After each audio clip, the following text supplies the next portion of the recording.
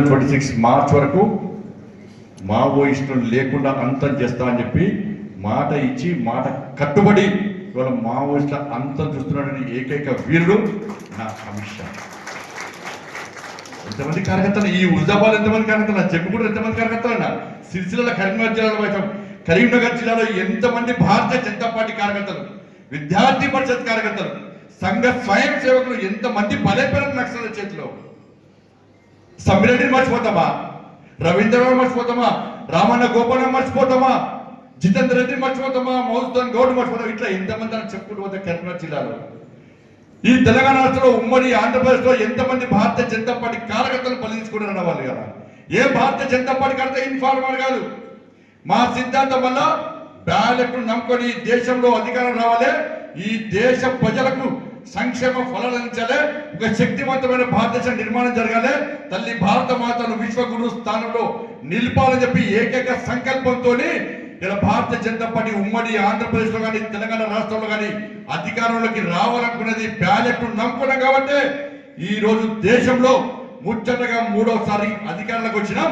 వాళ్ళు బుల్లెట్ నమ్ముకున్నారు కాబట్టి తెరమరుగు అయిపోయి మావోయిస్టులు లేకుండా పోయినట్టే. బ్యాలెట్ గొప్పదా, బుల్లెట్ గొప్పదా? బ్యాలెట్ నమ్ముకున్న మనము రాజ్యాన్ని వెళ్తున్నామా, బుల్లెట్ నమ్ముకొని వాళ్ళు అంతరించిపోయిన విషయాన్ని ఒక్కసారి గుర్తుంచుకోవాలి. మొదటి చెప్పేది కూడా మనం అదే. బుల్లెట్ ద్వారా ఏం సాధించలేదు, బ్యాలెట్ ద్వారా మాత్రమే మేము సాధించినాం. ఒకప్పుడు భారతీయ జనతా పార్టీ అరే 2 సీట్ల వీళ్ళు 2 సీట్లు కానీ బీజేపీ అధికారంలోకి వస్తుందని చెప్పి బాగా విర్రవీగుతారని హేళన చేసిన మనల్ని. 2 సీట్లు, గుజరాత్ లో 1 సీటు, ఈ ఆంధ్రప్రదేశ్ లో జంగారెడ్డి గారు 2 సీట్లు హేళన చేశారు. 2 సీట్లు వీళ్ళు అధికారంలోకి వస్తారా అని హేళన చేసినటువంటి పార్టీలు వాళ్ళ 2 సీట్ల నుంచి ముచ్చటగా 3వసారి దేశంలో నరేంద్ర మోడీ గారి నాయకత్వంలో అధికారంలోకి వచ్చే పార్టీ భారతీయ జనతా పార్టీ. తుపాకీని నమ్ముకున్న మీరు, బుల్లెట్ను నమ్ముకున్న మీరు ఏ మీడియాలో ఎన్నిసార్లు అధికారంలోకి వచ్చారు? కాబట్టి అందుకే ఆలోచించాలి కాదు. అభివృద్ధికి నిధులు ఇచ్చేది మనం, రేపు అభివృద్ధి చేసేది మనం. ఈ తెలంగాణ రాష్ట్రంలో గ్రామ పంచాయతీ ఎన్నికల్లో మీరు వాస్తవాన్ని గ్రహించండి. ప్రతి పోలింగ్ బూత్ లెవెల్లో గతంలో బీఆర్ఎస్ చేసిన మోసాలు, కాంగ్రెస్ పార్టీ ప్రస్తుతం చేస్తున్న మోసాలను ప్రతి పోలింగ్ బూత్కు వివరించండి.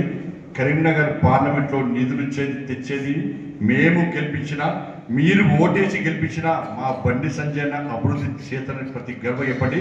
నరేంద్ర మోడీ గారి నిధులతోనే ఈ కరీంనగర్లో ఇంతవరకు అభివృద్ధి జరుగుతుంది. కరీంనగర్ పార్లమెంట్లో గ్రామానికి నిధులు మా ద్వారా వస్తాయి. బీఆర్ఎస్ పార్టీకి ఓటేస్తే 1 పైసా రాదు, కాంగ్రెస్ పార్టీకి ఓటేస్తే 1 పైసా 2 సంవత్సరాల్లో ఇయ్యలే, భవిష్యత్తులో ఇయ్యది అనే విషయాన్ని ఒక్కసారి అందరికి స్పష్టం చేయండి. నెక్స్ట్ ఈ కాంగ్రెస్ పార్టీ ఇచ్చిన మాకు ఎందుకు ఓటేస్తలేరు, నరేంద్ర మోడీ గారికి ఎందుకు ఓటేస్తలేరు? మషీన్లు కేంద్రంగా మీరు కాంగ్రెస్ పార్టీకి బీఐజేపీకి ఎవడు పోటీ అయితే వాళ్ళకి ఓట్లేస్తారట, బీజేపీని ఎవరు ఓడగొడితే వాళ్ళకి ఓటేస్తారట. ఇదేం పాలసీ? మీరు త్రిపుల్ తలాక్, ముస్లిం మహిళల రక్షణ కోసం నరేంద్ర మోడీ గారు త్రిపుల్ తలాక్ తీసుకొస్తే ఇలా ఎంఐఎం పార్టీ వ్యతిరేకిస్తున్నది, బీఆర్ఎస్ పార్టీ వ్యతిరేకిస్తున్నది, కాంగ్రెస్ పార్టీ వ్యతిరేకిస్తున్నది. ఎస్, ముస్లిం మహిళలను మా ఆడబిడ్డలుగా భావిస్తాం. ముస్లిం మహిళలకు అన్యాయం జరగదనే ఇలా నరేంద్ర మోడీ గారి కఠిన నిర్ణయం తీసుకున్న విషయాన్ని ఇలా మనము స్వాగతిస్తున్నాం తప్ప ఎంఏ పార్టీ వ్యతిరేకిస్తున్నది. ఎంఏ పార్టీకి ముస్లిం మహిళలు క్షేమంగా ఉండాలి, వాళ్ళ కుటుంబాలు బాగుండాలి, ముస్లిం మహిళలు దర్జాగా బతకాలని చెప్పి ఎంఐ పార్టీకి లేదు, వాళ్ళకి సపోర్ట్ చేసే కాంగ్రెస్ పార్టీకి లేదు, వాళ్ళకు మద్దతు మొన్నటి బీఆర్ఎస్ పార్టీకి లేదు. వీళ్ళందరూ సెక్యులర్ వాళ్ళే. ఇలా భారతీయ జనతా పార్టీ మూల సిద్ధాంతమైన హిందుత్వం కోసం మాట్లాడితే పనిచేసే కార్యకర్తలం. అందుకే ఈ కరీంనగర్ లో 2,25,000 మెజార్టీతో ఈ హిందూ సమాజం నన్ను గెలిపించింది. కాబట్టి మీరందరూ గడప తిరిగి హిందుత్వం యొక్క దమ్మేందో చూపెట్టారు. కాబట్టి వాళ్ళ బండి సంజయ్ హిందూ ధర్మం కోసం పనిచేస్తారు కదా. ఇలా అగ్రరాజ్యాలు 10వ స్థానంగా చేర్చడానికి ఆ మహానుభావుడు నరేంద్ర మోడీ గారు 18 గంటల వయసైందన్నా, ఎప్పుడన్నా నరేంద్ర మోడీ గారి ముఖం లోపల అలసట కనబడ్డదా? ఎప్పుడైనా జ్వరం వచ్చిందా? ఇవాళ మనం 1 గంట పాదయాత్ర చేయమంటే నడుములు వస్తుందన్నా, కాళ్ళు వస్తుందన్నా, బీపీ అన్నా, షుగర్ అన్నా చెప్తామా చెప్పమా? అటువంటి మహానుభావుడు రోజు 18 గంటలు పనిచేస్తాడు. అమెరికా పోతాడు, రాత్రి వస్తాడు, పొద్దున 8 గంటలకే మన కార్యక్రమంలో పాల్గొంటాడు. తిరిగని దేశం లేదు, పోని రాష్ట్రం లేదు, నిధులు ఇయ్యని ప్రాంతం లేదు, పేద ప్రజలు ఆదుకోలేని ఏ గ్రామం కూడా లేదు. అటువంటి మహానుభావుడు మనకు స్ఫూర్తి.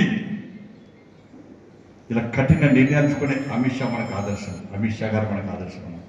చూసారా మావోయిస్ట్ చూసారా? మార్చ్ 20 మైనార్టీలందరూ ఓట్ బ్యాంక్ మరి జుబ్లీస్ లో ఎందుకు కాంగ్రెస్ పార్టీకి ఓటేసారు, ఎందుకు భారతీయ జనతా పార్టీకి ఓటు వేయలేదో ఇలా వాళ్ళ గుండె మీద చేసుకుని ఆత్మవిమర్శ చేసుకోవాలి.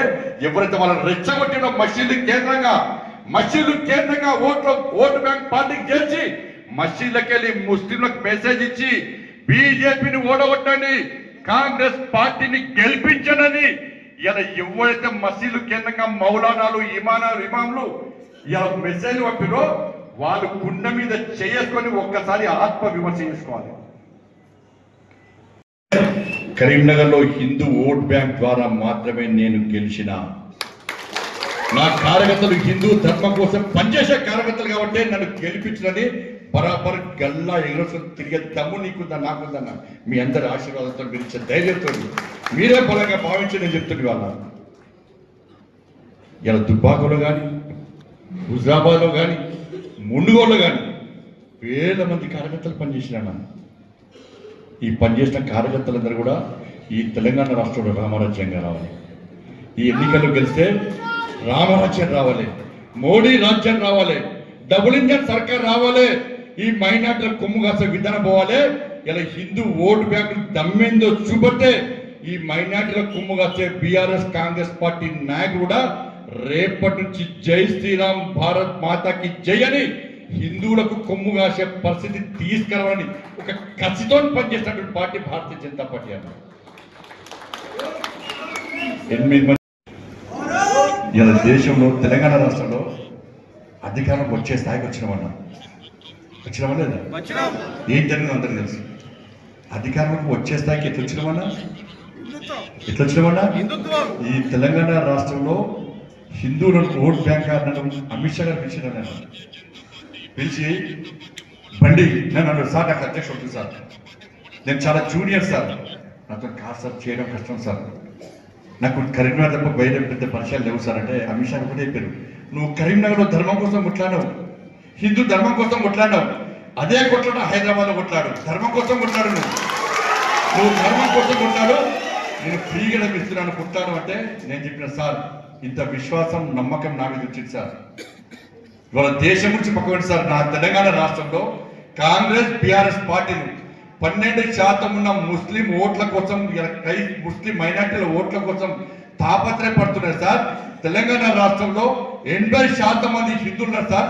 ఈ 80%లో కనీసం 40% హిందువులు ఓటు బ్యాంక్ మార్చే అవకాశం ఉంది సార్, అక్కడ ఫ్రీడమ్ ఇచ్చేది సార్ చెప్పి వాళ్ళ ఆ రోజు ఇచ్చిన మాట ప్రకారం ఈ తెలంగాణ రాష్ట్రంలో పాదయాత్ర 150 రోజుల పాటు 1600 కిలోమీటర్లు పాదయాత్ర చేసి ఇలా హిందూ సమాజాన్ని జాగృతం చేసి హిందూ లోపల చైతన్యం తగిలించి హిందువులను ఓటు బ్యాంక్ మార్చడం కాబట్టే ఇలా భాగ్యనగర్ లో 4 సీట్లు ఉన్నటువంటి భారతీయ జనతా పార్టీ కార్పొరేటర్ కదా 40 మంది గెలిచిందంటే భాగ్యనగర్ లో హిందువులందరూ ఓటు బ్యాంక్ మారింది కాబట్టి గెలిచిరట. ఇలా కరీంనగర్ లో మొట్టమొదటిసారి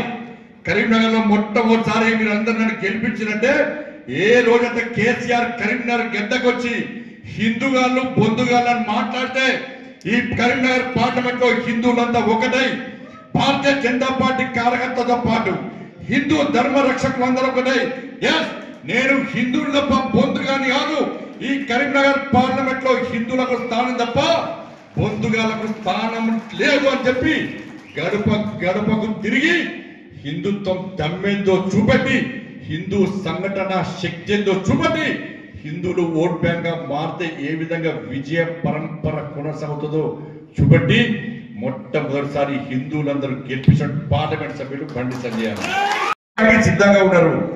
ప్రజలు మనకు ఓటేయడానికి సిద్ధంగా ఉన్నారు కాబట్టి ఇవన్నీ విషయాలను మనం చెప్పాల్సిన బాధ్యత మన మీద. ఇకపోతే ఇలా హిందుత్వం సంబంధించి అన్న హిందుత్వం మాట్లాడడం వద్దా ఒక్కటి గుర్తుంచుకోరన్న, బండి సంజయ్ నోటి నుంచి హిందుత్వం ఆగిపోయిన రోజు నా శ్వాస ఆగిపోతుందన్న. హిందుత్వం అయిపోయిన రోజు అదే నా చివరి శ్వాస రాసిపెట్టుకోండి. ఇలా భారతీయ జనతా పార్టీ మూల సిద్ధాంతం హిందుత్వం. పండిత్ దీన్ దయాళ్ ఉపాధ్యాయ యొక్క ఆలోచన ఆకాంక్ష చిట్ట చివరి వ్యక్తి కూడా సంక్షేమ ఫలాలు అందాలని చెప్పి అంత్యోదయ సిద్ధాంతానికి అనుగుణంగా హిందుత్వమే మూల సిద్ధాంతంగా మన భారతీయ జనతా పార్టీ ఈ దేశాన్ని 2 సార్లు 3 సార్లు అధికారం వచ్చిన విషయాన్ని మనం గుర్తుంచుకోవాలి. ఎందుకు మాట్లాడేది హిందుత్వం? పహల్గాంలో అవయవాలు చూసి ఎన్కౌంటర్ చేసి చంపిరన్న. ఎవరు చంపిరన్నా? ఎవరిని? ఉదాహరణ చూసి చంపిరన్నా. మంగళసూత్రం చూసి చంపారు. హిందుత్వం మాట్లాడవద్దా? హైదరాబాద్లో ముత్యాలమ్మ గుడిని గురగొట్టారన్నారు. హిందుత్వం మాట్లాడవద్దా? హైదరాబాద్ పెద్దమ్మ గుడిని గుర్తించారన్న. మాట్లాడవద్దా? నిజామాబాద్లో ప్రమోద్ అనేటువంటి కానిస్టేబుల్ రియాజ్ అంటాడు కాల్చి పొడిచి చంపిరన్న. హిందుత్వం మాట్లాడవద్దా? హైదరాబాద్ లో గోరక్షకులు సోను సింగ్ మీద ఇలా ఇబ్రాహిం అంటాడు కాల్పులు జరిపిండన్న గోరక్షకుల మీద. మాట్లాడవద్దా? ఇలా హైదరాబాద్ డీసీపీ చైతన్య మీద ఇవాళ అన్సారీ అనేటువంటి మూర్ఖుడు ఇవాళ కత్తితో దాడి జరిపి చంపే ప్రయత్నం చేసిన. మాట్లాడవద్దా? ఈ దేశంలో మత మార్పిడి జరుగుతున్న హిందుత్వం మాట్లాడవద్దా? ఇవాళ కాంగ్రెస్ వాళ్ళు బీఆర్ఎస్ వాళ్ళు బ్రిటిష్ వాళ్ళు లెక్కనే ఇవాళ హిందువులను బానిసలుగా చూస్తుంటే ఆ బానిస బతుకుడా హిందువుల కూడా చైతన్యం తీసుకొచ్చి హిందువులందరూ ఓట్ బ్యాంక్ మార్చుడా ఒక్కసారి ఆలోచించడానికి వాళ్ళు కొనేది మనం కొనకుండా రైతు రాష్ట్రంలో కొనేది. ఇలా నిజంగా రైతుల మీద కాంగ్రెస్ పార్టీ ప్రభుత్వానికి ప్రేమ ఉంటే రైతు భరోసా ఎందుకు ఇస్తలేరు? రైతు కుల 12,000 రూపాయలు ఎందుకు ఇస్తలేరు? మొన్న అకాల వర్షాల వల్ల నష్టపోయిన రైతులకు ఒక్క పైసా కూడా ఎందుకు ఇస్తలేరో ఇలా కాంగ్రెస్ పార్టీ ప్రభుత్వం సమాధానం చెప్పాల్సిన అవసరం ఉంది. ఇది కాంగ్రెస్ పార్టీ పరిస్థితి. ఇక బీఆర్ఎస్ చూద్దామంటే మీ అందరి తెలుసు, బీఆర్ఎస్ సంగతి మీ అందరికీ తెలుసు. 10 సంవత్సరాల్లో మొత్తం నరక యాత్ర అనుభవించడం అన్నారు. ఇవాళ దానికి నిలువెత్తు నిదర్శనమే ఇవాళ రైతుల యొక్క ఆత్మహత్యలు. మన రైతుల ఆత్మహత్యలు, యువత ఆత్మహత్య, నిరుద్యోగుల ఆత్మహత్యలు, ఉద్యోగస్తుల ఆత్మహత్యలు, ఉపాధ్యాయుల ఆత్మహత్యలు, అందరూ ఆత్మహత్యలు చేసుకున్నటువంటి అన్ని వర్గాల ప్రజలు ఆత్మహత్య చేసుకున్నటువంటి దుర్మార్గ ప్రభుత్వం దేశంలో ఏదైనా ఉందంటే అది గతంలో బీఆర్ఎస్ పార్టీ ప్రభుత్వం అన్న విషయాన్ని ఒక్కసారి మనం గమనించాలి. ఒక్కొక్క సర్పంచ్ కి ఇవాళ 20 లక్షలు 50 లక్షల కోట్ల రూపాయలు అప్పు చేసి దానికి కారకులు ఎవరు? BRS party. వాళ్ళు 6 లక్షల కోట్లు అప్పు చేసారు. దళితులకు 3 ఎకరాలు ఇస్తున్నారు, ఇయ్యలే. ఇంటికో ఉద్యోగం అన్నారు, ఇయ్యలే.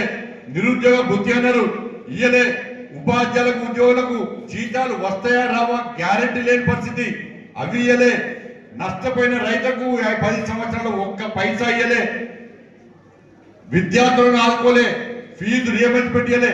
ఇట్లా అన్ని రకాల బీఆర్ఎస్ పార్టీ మోసం చేస్తేనే ఇప్పుడు కాంగ్రెస్ పార్టీకి అధికారం ఇస్తే కాంగ్రెస్ పార్టీ మోసం చేసింది. ఈ 2 పార్టీల మీద ప్రజలు వ్యతిరేకత ఉన్నారు కాబట్టి ఇవాళ మనం గెలవాలి.